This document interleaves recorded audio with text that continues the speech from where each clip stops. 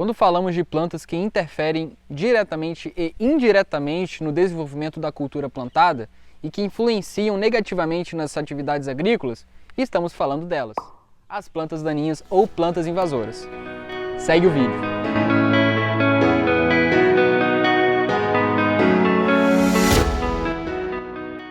Fala pessoal, quem vos fala é o Carlos da Groner e hoje vamos bater um papo sobre plantas daninhas, ou também conhecida como plantas invasoras. Falaremos sobre como essas plantas podem te prejudicar e fazer com que você tenha perdas de produtividade na sua lavoura, além de comentar a importância dos drones no seu combate e manejo. Porém, afinal, o que são plantas daninhas ou plantas invasoras? Um conceito amplo de plantas daninhas a define como toda e qualquer planta que ocorre onde não é desejada. Mas calma lá! Por se tratar de um conceito amplo, não podemos qualificar qualquer planta como sendo planta daninha ou planta invasora. Existem as plantas daninhas comuns e as plantas daninhas verdadeiras. As plantas daninhas comuns ou voluntárias são aquelas que não possuem habilidade de sobreviver em condições adversas. É o que observamos, por exemplo, no final da safra de milho e soja, quando após a colheita ocorre a germinação das sementes que não foram colhidas na safra anterior. Pessoal, nesse vídeo visualizamos uma terra exposta que não está sendo cultivado tomates, mas como ainda é possível observar, ainda houve a germinação de algumas sementes de tomates, que no caso foi a última cultura plantada nessa terra. Esses pés de tomates se enquadram na definição de plantas daninhas comuns ou voluntárias. Já as plantas daninhas verdadeiras apresentam características que as consideram infestantes ou daninhas de fato. Por exemplo, possuem capacidade de crescer em condições adversas, tais como ambientes alagados, desérticos, temperaturas altas, baixas, apresentam rusticidade, resistência a pragas, doenças, habilidade de produzir grande número de sementes que auxiliam na dispersão da espécie e formas variadas de multiplicação, etc. Como se já não fosse ruim o bastante, uma das características das plantas daninhas que mais interferem diretamente nas atividades agrícolas é a competição por nutrientes minerais essenciais, como luz, água e espaço físico. Trocando em miúdos, certas espécies de plantas invasoras possuem influências negativas na composição bioquímica da plantação cultivada, causando sérios prejuízos ao seu crescimento, desenvolvimento e produtividade.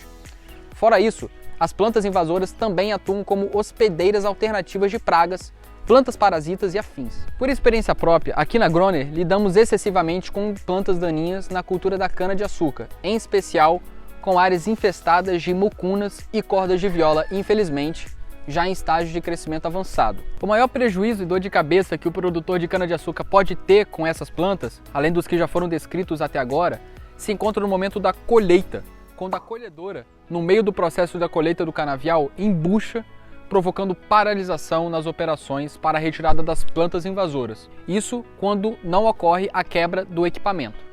Mas ok, pessoal, até aqui falamos o que são as plantas daninhas e o estrago que elas fazem nas lavouras. Porém, vem a pergunta: como podemos realizar um manejo e o controle dessas plantas? Existem diversas formas, como por exemplo, erradicação, prevenção, rotação de culturas, preparo do solo, o controle propriamente dito, dentre diversos outros métodos. É aí que a Groner entra em ação. No caso da prevenção, é possível utilizar métodos que impeçam a introdução e a disseminação de plantas daninhas em áreas onde elas não existam ou a partir do ponto inicial dentro da área de produção, como se fosse uma aplicação preventiva, digamos assim. Logo, torna-se um cenário vantajoso para aplicações localizadas com drone. Migrando para o controle propriamente dito, temos o emprego de medidas diretas que visam reduzir de forma significativa a quantidade ou o desenvolvimento das plantas invasoras, visando conter a sua interferência sobre a plantação cultivada e evitar qualquer perda econômica. Uma das formas de interferir nos processos bioquímicos e fisiológicos, além de matar ou retardar significativamente o crescimento das plantas invasoras, seria através de controles químicos que envolvem produtos denominados herbicidas. Praticamente todas as nossas aplicações, localizadas ou área total, envolveram o uso de herbicidas. A escolha do tipo de herbicida, seletivo ou não, ou o momento de realizar o manejo antes do plantio, em pré-plantio ou em pós-emergência, etc., vai solicitar de uma prescrição de um engenheiro agrônomo. A verdade é que não existe um método único e exclusivo para o manejo de combate às plantas daninhas. Porém, a integração dos métodos, na maioria das vezes, é mais eficiente e economicamente viável. Antes de mais nada, é fundamental saber identificar corretamente o tipo de planta daninha que estamos lidando e contar com o auxílio de profissionais competentes e capacitados para indicar as melhores atitudes a serem tomadas. Na grande maioria das vezes, por exemplo, torna-se viável a utilização do método de aplicações localizadas, pois, além de resolver o problema, ou seja, controlar a infestação das plantas daninhas, ainda torna-se possível obtermos economias com outros itens, como produtos fitossanitários, manutenção do maquinário, depreciação do maquinário, mão de obra, diesel, amassamento, compactação e etc. Então, não pense duas vezes. Entre em contato conosco para entendermos a sua necessidade e te auxiliar no que for preciso. Para nós, será um prazer. Conte conosco. Pessoal, esse foi o conteúdo de hoje. Espero que vocês tenham gostado. Se gostaram ou não, por favor, comente. Nos dê um feedback sincero do que precisa ser melhorado. Se você gostaria que a gente falasse em outros conteúdos aqui no canal, escreva aí embaixo também ou entre em contato direto conosco. Será um prazer atender a sua necessidade ou falar de um assunto que você gostaria. Deixe seu like, se inscreva no canal e até o próximo vídeo. Muito obrigado!